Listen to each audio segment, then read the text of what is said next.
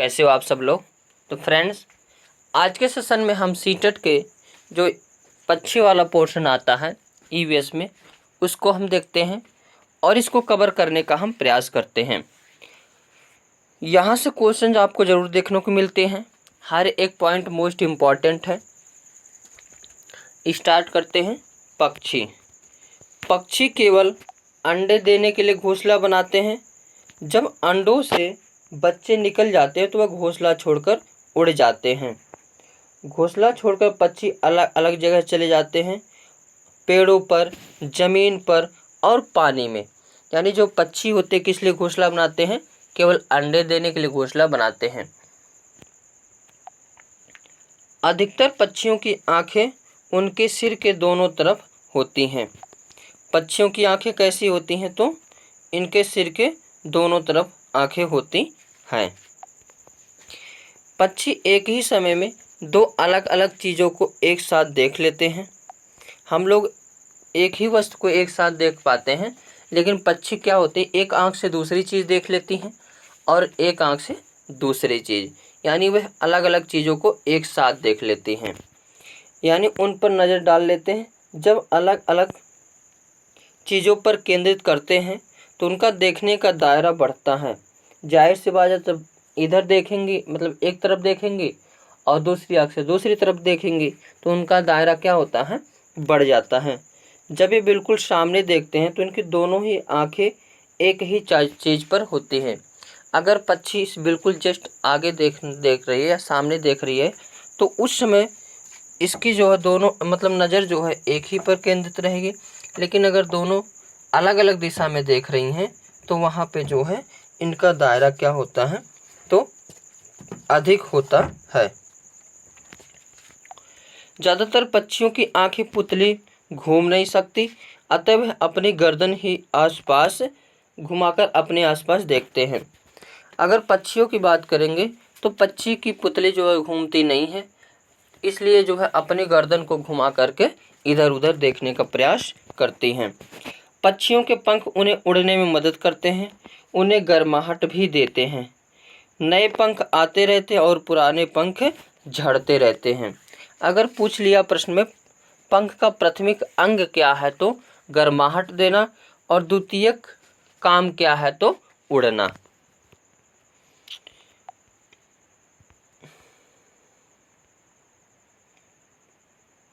कुछ पक्षी अलग अलग खतरों के लिए अलग अलग आवाज़ें निकालती रहती हैं। यानी जैसे हम लोग अगर आग लग गई तो कहेंगे आग लग गई, आग लग गई। अगर डूब रहा कोई तो कोई डूब रहा, कोई डूब रहा, ऐसे कहेंगे। लेकिन पक्षी जो है एक ही सेंटेंस पूरा, जैसे बंदर नहीं कहते घो, यानी कोई खतरा आ रहा भाग चलो, ऐसे ये पक्षी भी पूरा सेंटेंस एक साथ में ही बोलते हैं। अगर कोई खतरा उड़ने वाला आ रहा तो बोल देंगे एक बार हूँ, मतलब जो भी उन लोग का भाषा हो। तो ऐसे तो कुछ पक्षी अलग अलग खतरों के लिए अलग अलग आवाज़ें निकालते हैं। जैसे उड़कर आने वाले दुश्मन के लिए अलग तरह की आवाज़ रहेगी और ज़मीन पर चलकर आने वाले खतरों के लिए दूसरी तरह की आवाज़ रहेगी। पक्षियों के कान दिखते नहीं हैं, लेकिन इनके सिर के दोनों तरफ छोटे छोटे छेद होते हैं जो पंखों से ढके रहते हैं। पक्षी इन्हीं की मदद से सुनता है। मैं बता दूँ बातें तो जिसके जो मतलब कान निकले हुए होते हैं, कर्णपल्लव जो होता है वो अंडे देने वाले मतलब बच्चे देने वाले होते हैं, लेकिन पक्षी जो है अंडे देने वाले होते हैं तो इनके कान दिखते नहीं, हालांकि केवल होल के जैसा होता है। अब एक एक पक्षी को देख लेते हैं। बसंत गौरी। बसंत गौरी यह गर्मियों में टुक टुक करती रहती है, पेड़ के तनों में गहरा छेद बनाकर उसमें अंडे रखती है। तो बसंत गौरी क्या है? तो गर्मियों में टुक टुक करती है और पेड़ के तने में गहरा छेद बनाकर उसमें अंडे रखती है। अगला पक्षी है शक्करखोरा। कौन सी? शक्करखोरा। शक्करखोरा किसी छोटे पेड़ या झाली की डाल पर अपना लटकता हुआ घोंसला बनाती है। इसका घोंसला बाल, मकड़ी के जाले, ये सभी क्वेश्चन आपको चीज़ें याद रखनी है कि प्रश्न पूछा जाता है कि जो शक्करखोरा है ये घोंसला किस चीज़ से बनाती है। तो शक्करखोरा का जो घोंसला होता है वह बाल से, मकड़ी के जाल, पतले टहनियाँ, बारीक घास, सूखे पत्ते, रुई, पेड़ की छाल के टुकड़े और कपड़ों के चीथड़ों से शक्करखोरा का घोंसला बना होता है। और शक्करखोरा किस कौन जो है कब दिखती है, तो शक्करखोरा छोटे पेड़ या झाड़ी की डाली पर, मतलब जो लटकते हुए छत्ते होते हैं उसमें यह रहती है। उसके बाद दर्जन चिड़िया। ऐसा कोई सीटेट का एग्जाम हो ही नहीं सकता जिसमें दर्जन चिड़िया नहीं पूछी जाती हैं। जो दर्जन चिड़िया है, दर्जन चिड़िया अपनी नुकीली चोंच से पत्तों को सी लेती है, इसलिए इसे दर्जे सीने का काम करता है। तो दर्जन चिड़िया क्या करती है, अपने नुकीले चोंच से पत्तों को सी लेती हैं और उनसे थैली सा बना लेती हैं और उसमें क्या करती हैं, अंडे देती हैं। तो प्रश्न पूछा जाता है कि कौन सी चिड़िया जो है अपनी सी करके पत्ते को सी करके उसमें रहती है, तो दर्जन चिड़िया। उसके बाद चीलबाज गिद्ध। चीलबाज गिद्ध से प्रश्न भी पूछे जाते हैं और कौवे से भी प्रश्न पूछे जाते हैं। चील जो होता है, चीलबाज गिद्ध, एक प्रश्न तो यही पूछा जाता है, कौन से ऐसे पक्षी हैं जो हमसे 4 गुना अधिक दूर तक देख पाते हैं। तो चील, बाज और गिद्ध हमसे 4 गुना अधिक दूर तक क्या कर पाते हैं, देख पाते, वो भी स्पष्ट रूप से। आगे है, चील की पूंछें खांचे वाली होती हैं। तो प्रश्न पूछे जाता है कि किस पक्षी की पूंछ जो है खांचे वाली होती है, तो चील की। गिद्ध मरे हुए जानवरों को खाकर जगह साफ कर देता है और आकाश में ऊंचाई पर उड़ता है। ये भी प्रश्न पूछा जाता है, आकाश में सबसे ऊंचाई पर कौन उड़ता है, तो गिद्ध। और पर्यावरण मतलब को साफ कौन करता है, तो गिद्ध। और एक प्रश्न पूछा जाता है कि सबसे ऊंचा कौन से पक्षी का घोंसला होता है, तो कौवे का। एक प्रश्न पूछा जाता है कि किसमें लोहे की छड़ पाई जाती है, तो कौवे के घोंसले में। आगे है नरवीवर पक्षी, ये भी मोस्ट इम्पॉर्टेंट, इसमें सारे पक्षी जो है मोस्ट इम्पॉर्टेंट है। नरवीवर पक्षी अपने घोंसले बनाते हैं और मादा वीर पक्षी उन घोंसलों को देखती है, फिर उनमें से जो घोंसला सबसे ज़्यादा पसंद आता है उसमें वह क्या करती है, अंडे देती है। नरवीर पक्षी क्या करती है, केवल घोंसले बनाती है और मादा वीर पक्षी आती है, देखती है कौन सा घोंसला अच्छा है, फिर उसमें अंडा देती है। एक प्रश्न पूछा जाता है कि कौन सा पक्षी है जो आकर के घोंसलों को देखती है, और ये सीटेट में पूछा गया था पिछली बार। उसके बाद फाख्ता पक्षी यहाँ पे देख सकते हैं।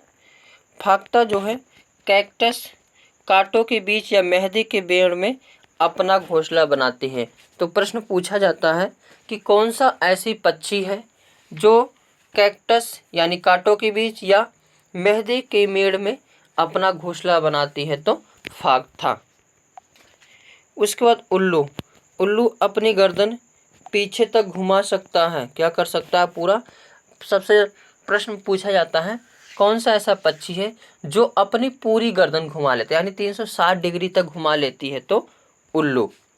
मैना, एक प्रश्न पूछा जाता है झटके से आगे पीछे करने वाला झटके से अपनी गर्दन को आगे पीछे करने वाली पक्षी कौन सी है, तो मैना है। कौन सी, मैना। अगली पक्षी है कलचिड़ी। कलचिड़ी पत्थरों के बीच अपना घोंसला बनाती है। इनके घोंसलों में बिल्कुल पौधों की नाजुक टहनी, जड़ें, ऊन, बाल, रुई सब बिछा रहता है। प्रश्न पूछा जाता है कौन सी ऐसी पक्षी है जो पत्थरों के बीच अपना घोंसला बनाती है, तो कलचिड़ी। और इनके घोंसलों में क्या क्या होता है, तो टहनी, जड़ें, ऊन, बाल, रुई सब रहता है। कलचिड़ी जो होती है छोटे छोटे कीड़ों को खाती है और इनकी चोंच के अंदर लाल होती है, यानी इसका कलचड़ी का अगर चोंच को खोलेंगे तो उसके अंदर कैसा चोंच होता है, तो लाल रंग होता है। इसके बाद कौवा, यहाँ से भी प्रश्न पूछे जाते हैं। कौवे के घोंसले में लोहे के तार और लकड़ी की टहनियाँ जैसी चीज़ें भी होती हैं। कौवा पेड़ की ऊंची डाल पर घोंसला बनाता है। प्रश्न ये पूछा जाता है कि पेड़ की ऊंची डाल पर कौन सा पक्षी घोंसला बनाती है, तो कौवा। और कौन सा ऐसा पक्षी है जिसके घोंसले में लोहे का तार, लकड़ी के टहनियाँ मिलती हैं, तो कौवे के। और ऊंची घोंसला कौन बनाता है, कौवा। और कोयल जो होता है अपना घोंसला नहीं बनाती है, बल्कि वह कौवे के घोंसले में अपना अंडे दे देती है। तो प्रश्न ये भी पूछा जाता है कौन सा ऐसा पक्षी है जो अपना घोंसला नहीं बनाती है, तो कोयल। तो वह अपना अंडे कहाँ देती है, तो कौवे के घोंसले में। कौवा अपने अंडों के साथ साथ कोयल के अंडों को भी सेता है। क्या करता है, सेता है। उसके बाद देखते हैं गौरैया। क्या, गौरैया। गौरैया अलमारी के ऊपर आईने के पीछे अपना घोंसला बनाती हैं। गौरैया बहुत अच्छी चिड़िया है। ये करीब मानव के साथ साथ ही रहती हैं। एक प्रश्न पूछा जाता है कि कौन सा ऐसा पक्षी है जो अलमारी के ऊपर आईने के पीछे अपना घोंसला बनाती है, तो गौरैया। इसके बाद कबूतर। कबूतर पुराने मकान या खंडहर में अपना घोंसला बनाते हैं। तो प्रश्न पूछा जाता है कौन सा ऐसा पक्षी है जो पुराने खंडहर या मकान में अपना घोंसला बनाती है, तो कबूतर। अब देख लेते हैं भारत के प्रमुख वन्यजीव अभयारण्य एवं उद्यान। जिम कॉर्बेट राष्ट्रीय उद्यान कहाँ है, तो उत्तराखंड में है। और जिम कॉर्बेट राष्ट्रीय उद्यान भारत का सबसे पुराना राष्ट्रीय उद्यान है और यहाँ पर बाघों की बहुत अधिक आबादी है। गिर राष्ट्रीय उद्यान ये कहाँ है, तो गुजरात में है। गिर वन संरक्षित क्षेत्र की स्थापना 1913 ईस्वी में एशियाई सिंहों के बचे हुए बड़े समूह को संरक्षण प्रदान करने के लिए की गई थी।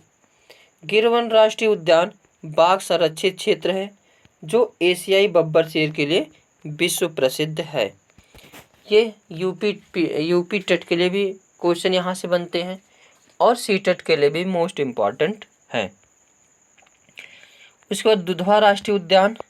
दुधवा राष्ट्रीय उद्यान कहाँ है, तो उत्तर प्रदेश में है और यह उत्तर प्रदेश का सबसे बड़ा और समृद्ध जैव विविधता वाला क्षेत्र है। यह राष्ट्रीय उद्यान बाघों और बारहसिंघा के लिए प्रसिद्ध है। तो प्रश्न पूछा जाता है कि दुधवा राष्ट्रीय उद्यान किस लिए प्रसिद्ध है, तो बाघों और बारहसिंघा के लिए। इसके बाद बांदीपुर राष्ट्रीय उद्यान कहाँ है, तो कर्नाटक में। यह भारत का सबसे बड़ा जैव मंडल रिजर्व है। बांदीपुर वाला क्या है, तो भारत का सबसे बड़ा जैव मंडल रिजर्व है। यह प्रोजेक्ट टाइगर के तहत, यानी प्रोजेक्ट टाइगर की शुरुआत कब की गई थी, तो 1973 ईस्वी में की गई थी। एक टाइगर रिजर्व के रूप में स्थापित किया गया था।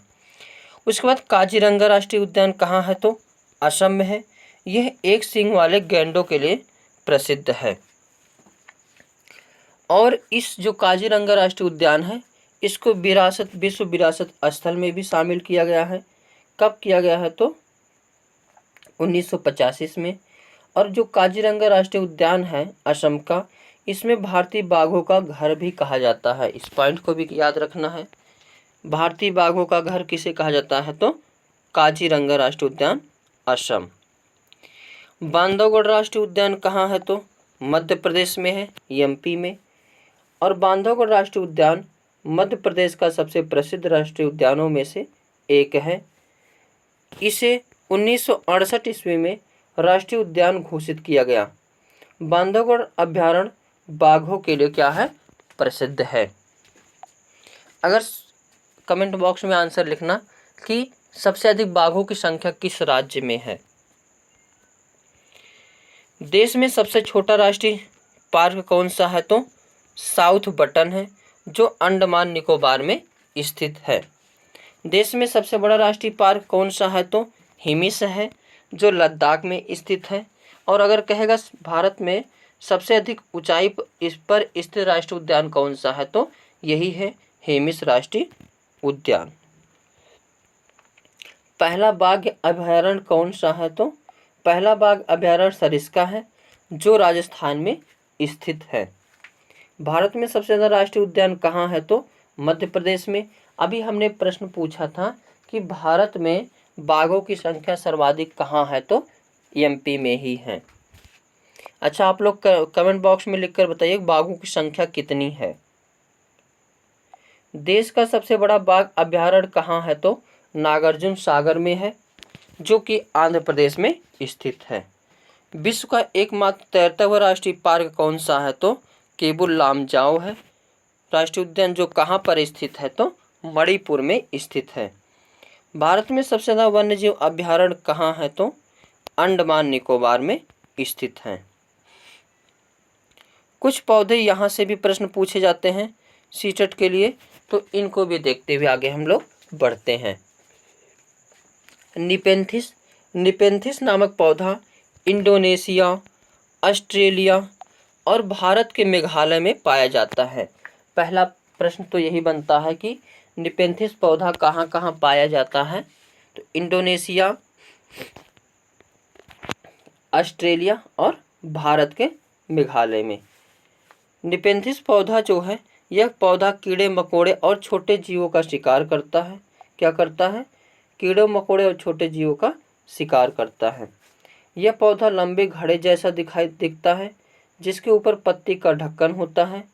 इसमें से खुशबू निकलती है, जिसकी वजह से कीड़े मकोड़े उसके अंदर फंस जाते हैं।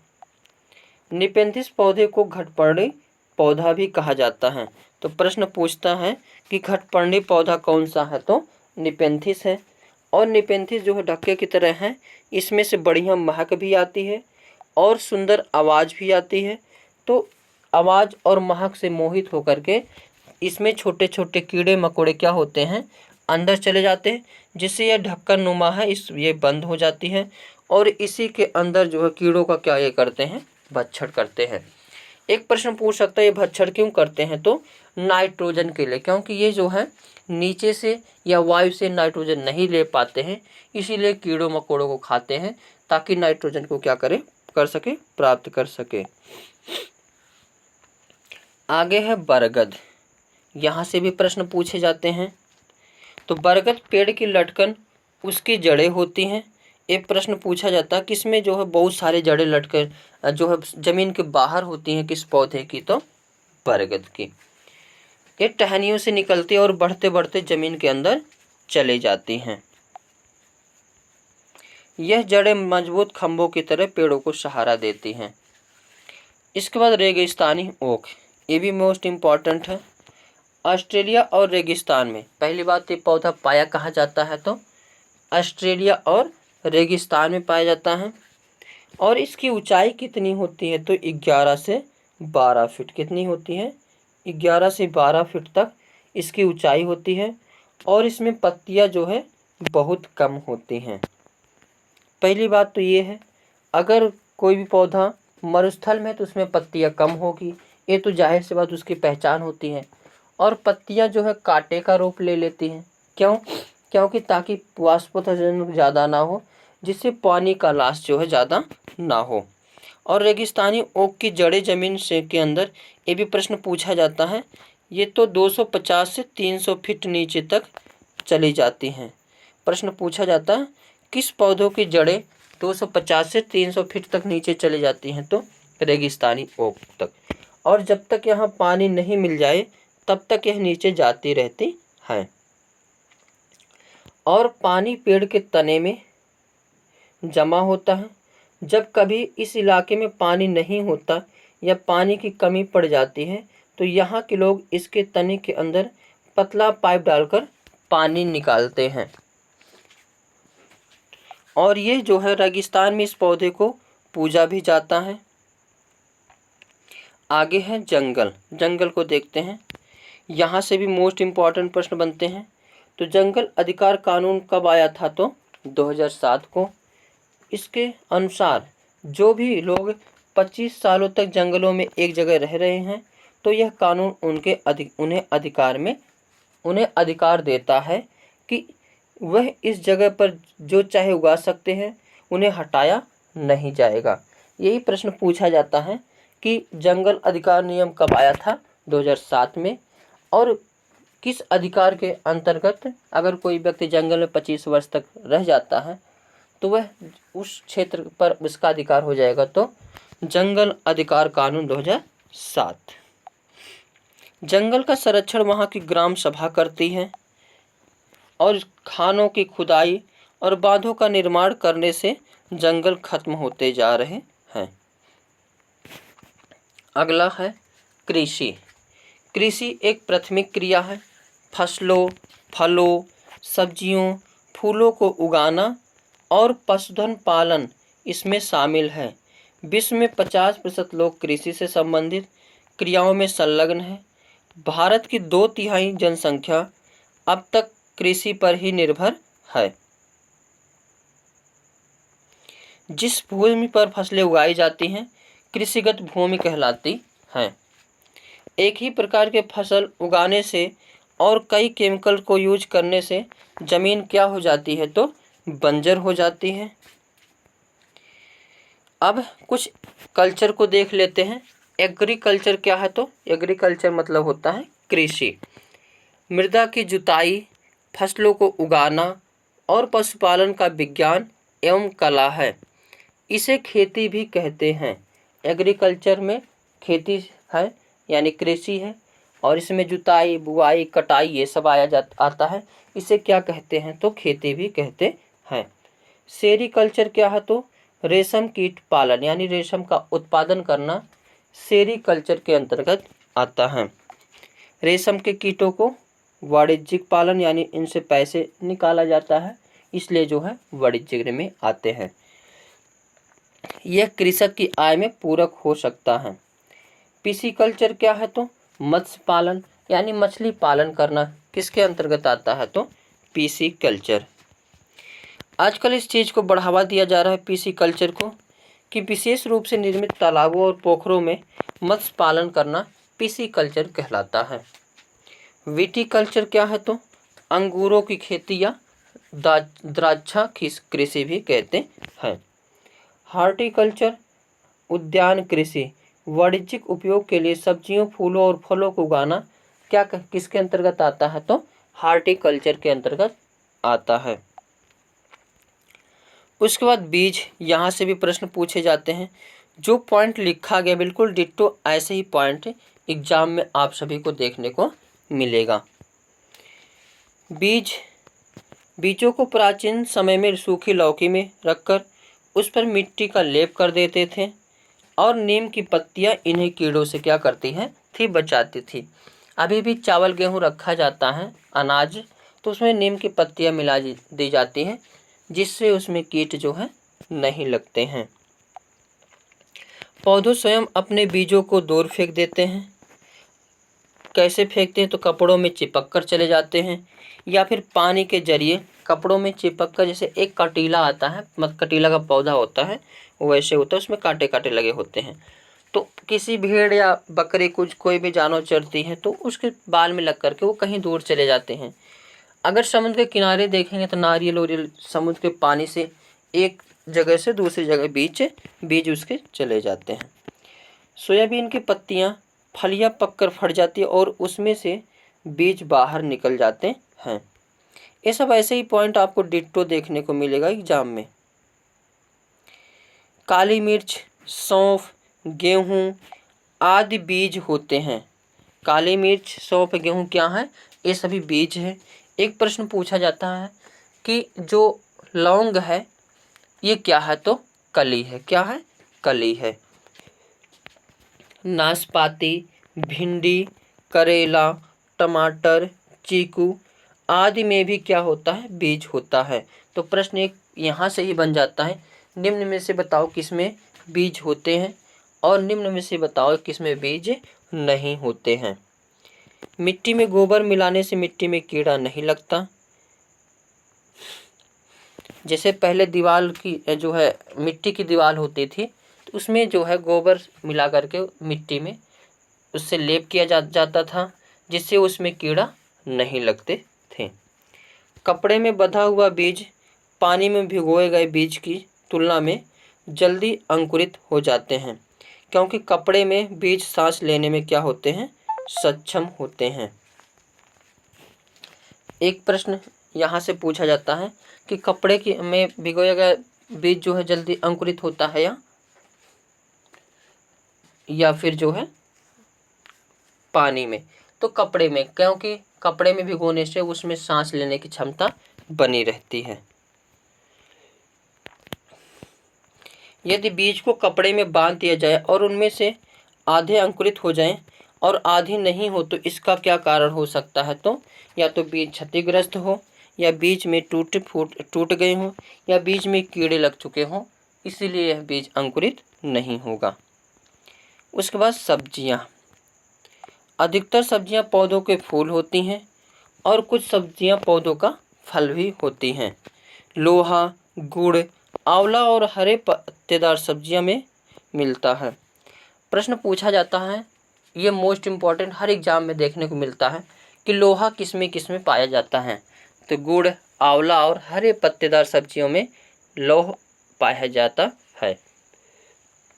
एक प्रश्न यहाँ से भी पूछा जाता है कि ब्रिटेन से आने वाली सब्जियाँ कौन कौन सी, विदेश से आने वाली सब्जियाँ कौन कौन सी है। एक प्रश्न यहाँ से भी देखने को मिलता है।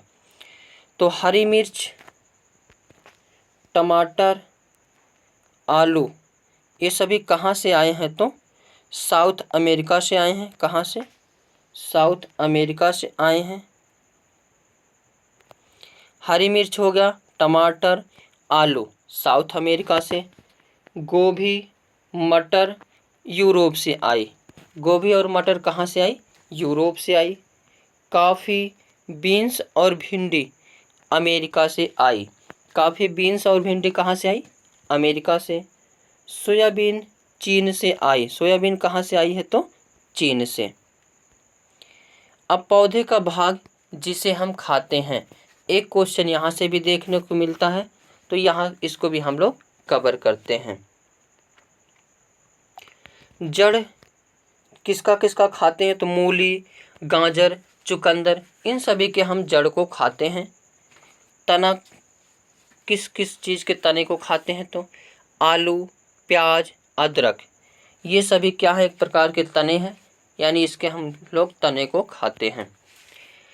पत्ती किसकी किसकी हम लोग खाते हैं, तो धनिया हो गई, पत्ता गोभी, अरबी, पालक, कढ़ी पत्ता, ये सभी के क्या खाते हैं हम लोग, पत्ते को खाते हैं। बीज में चना, बाजरा, सरसों, गेहूँ, धान, इन सब के बीज को हम लोग खाते हैं।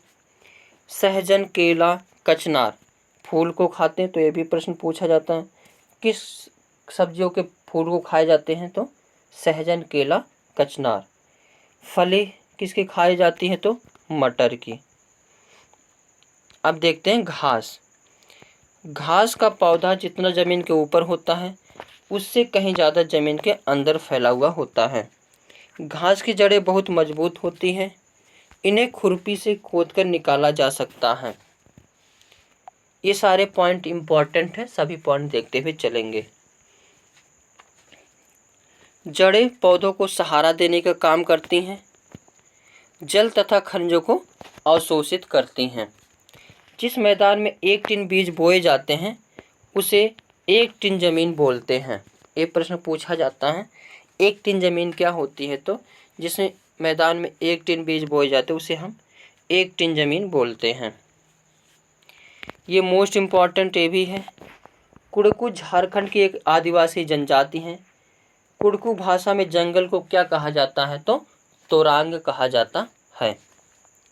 भारत के उत्तरी पूर्वी क्षेत्रों में स्थानीय कृषि यानी स्थानीय खेती करने का रिवाज है। कुछ पौधे बिना बोए खेतों में अपने आप उग जाते हैं, जिन्हें खरपतवार कहते हैं, इन्हें निकालना ज़रूरी होता है, नहीं तो सारा खाद पानी यही ले लेती हैं और फसल कम होती है। तो आज के सेशन में हम इतना ही देखेंगे। अगले सेशन में कुछ पौधों को हम लोग देखते हैं।